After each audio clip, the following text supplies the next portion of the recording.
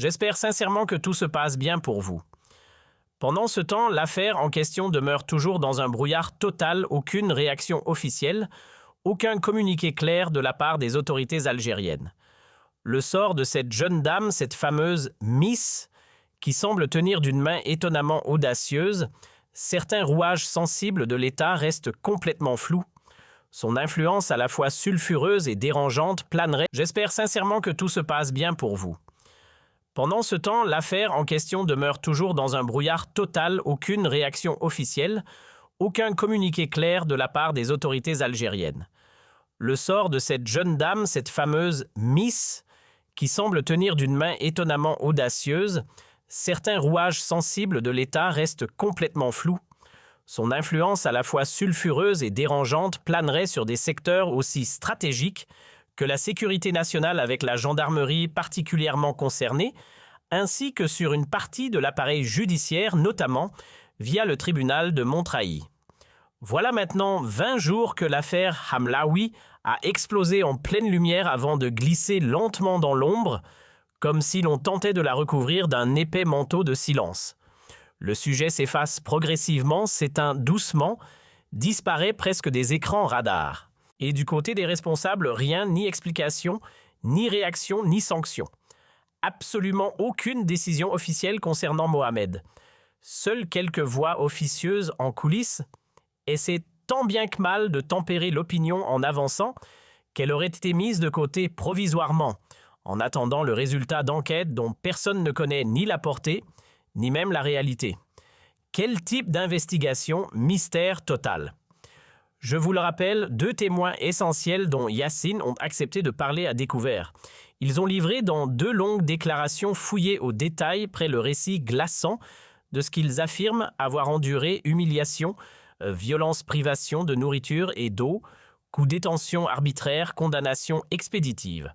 Tout cela, selon eux, pour avoir simplement refusé de cautionner les manœuvres financières obscures et les décisions chaotiques de Hamlaoui, et pour s'être opposé rien de plus banal à sa manière de gérer. Et aujourd'hui, on vous emmène dans une nouvelle anecdote savoureuse, une de celles qui illustre à quel point Ibtis Hamlaoui semble porter malheur à quiconque croise sa route. Car tous ceux qui ont le malheur de la contrarier, de la défier, ou même simplement de se mettre en travers de ce que souhaite petit Sam Hamla, finissent étrangement par très mal s'en sortir. Selon le récit dont nous parlions, vous vous souvenez sûrement de Mohamed Bouaques, oui, ce même Bouax, dont le nom revenait sans cesse. Dans cette histoire, il était présenté comme l'un des proches les plus dévoués d'Abdi Tebboune, occupant le poste de directeur du protocole entre 2020 et 2024. On en avait longuement discuté, son éviction du 6 juin 2024 avait alimenté des heures d'émission, avant que quelques mois plus tard, en octobre 2024, il ne soit décrit comme ayant été placé en détention dans des circonstances jugées troublantes par les narrateurs. Et puis, selon cette même version des faits, le 11 avril 2025, il aurait écopé de 5 ans de prison pour abus de fonction et enrichissement illicite, alors que toujours d'après ceux qui racontaient l'affaire, son dossier était vide. On avait abondamment évoqué son parcours, les tensions qu'il aurait eues, avec certains conseillers autour de Tebboune, des noms comme Amir Hamad Saï ou Bam revenaient souvent, ainsi que la façon dont il aurait été abandonné par ses alliés. Le récit insistait aussi sur le fait qu'après son départ, il aurait dénoncé ce qu'il décrivait comme l'influence nocive de l'entourage présidentiel sur les plus hautes institutions, affirmant avoir été manipulé ou malmené par ceux qui l'entouraient autrefois.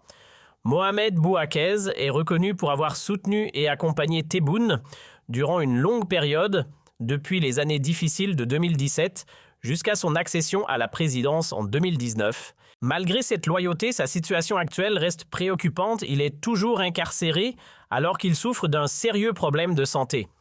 Au cours de nos recherches, il est apparu que Bouaques faisait partie d'un groupe de personnalités ayant été impliqués dans un ensemble d'événements ou de tensions internes dans lesquels le nom d'Ibtisam Hamlaoui a été évoqué.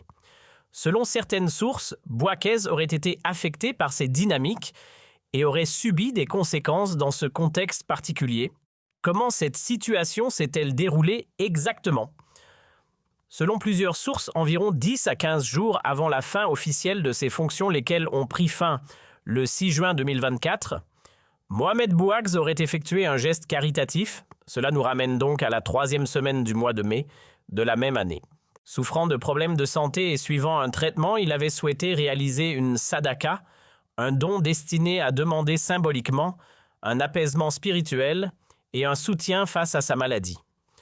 Pour accomplir ce geste, il avait choisi un lieu à forte valeur sociale, le village d'enfants SOS de Draria, un centre accueillant des jeunes parmi les plus vulnérables de la société algérienne. Cet établissement, autrefois géré par une organisation internationale, est passé sous la responsabilité du Croissant Rouge algérien à partir de novembre 2022. Ce changement de gestion avait déjà été mentionné lors d'une précédente émission.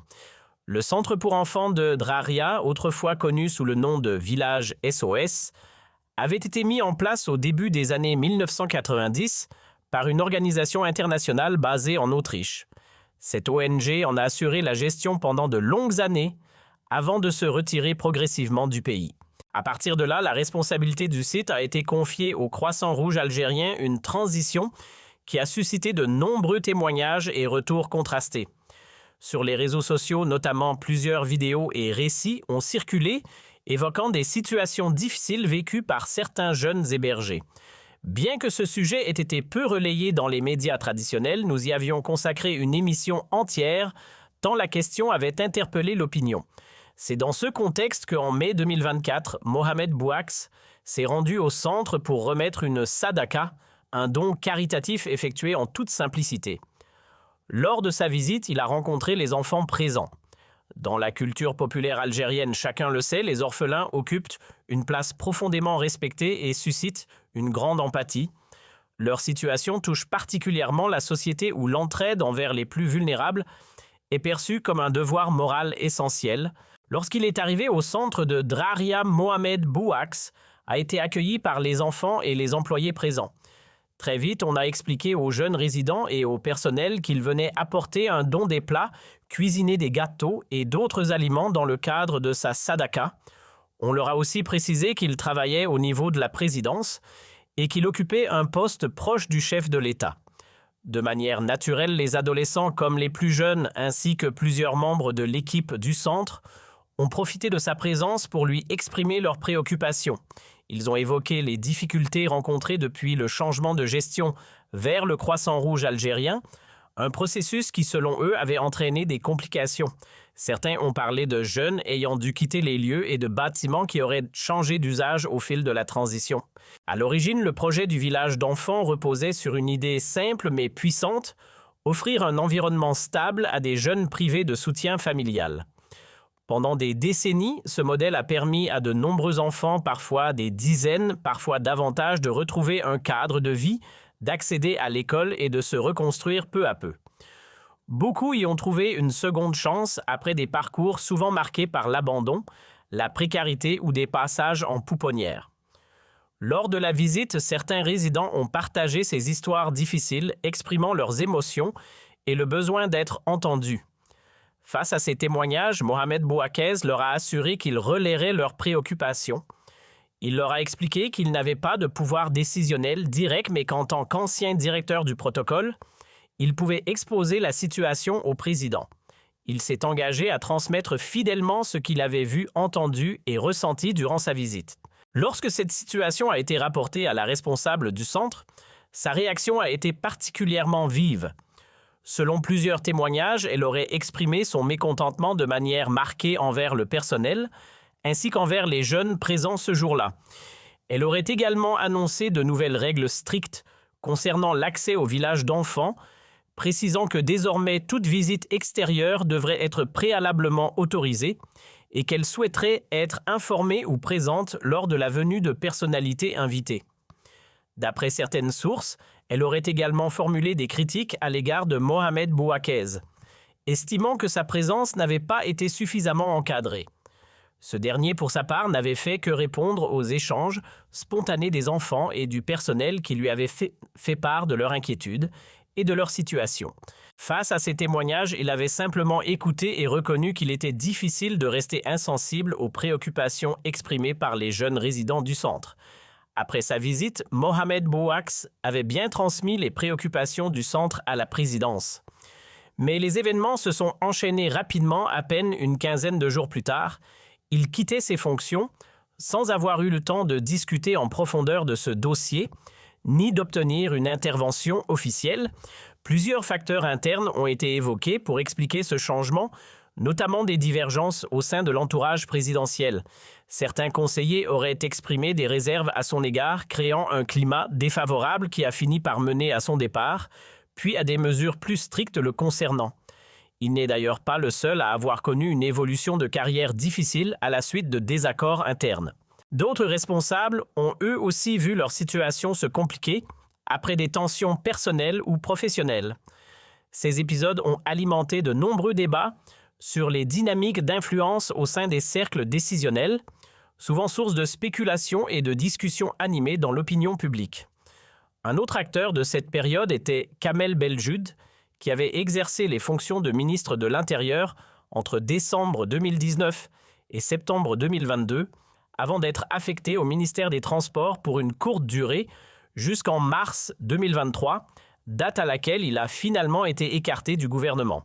C'était un responsable considéré comme influent à l'époque.